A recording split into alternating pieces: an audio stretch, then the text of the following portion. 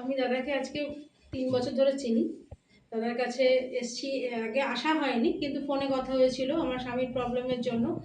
তো ও এখন দাদাকে দেখে অনেক সুস্থ আছে। আমার কি স্বামী প্রবলেম হয়েছিল? প্রবলেম হয়েছিল বলতে আমার স্বামীর মধ্যে একটা মানে পিশাচ ঘর করেছিল যাকে বলে। ও, মানে পাগলামি করতো, কাঠ কামড়াতো, ঘুম আসতো না, সেগুলো আমার দাদাকে দেখেই ঠিক হয়েছে। আর এখন আমার মেয়ের সমস্যা হয়েছে, মেয়ের সমস্যার জন্য এসেছি। তো মেয়ের সমস্যার সমাধানও আমার দাদাই করবে।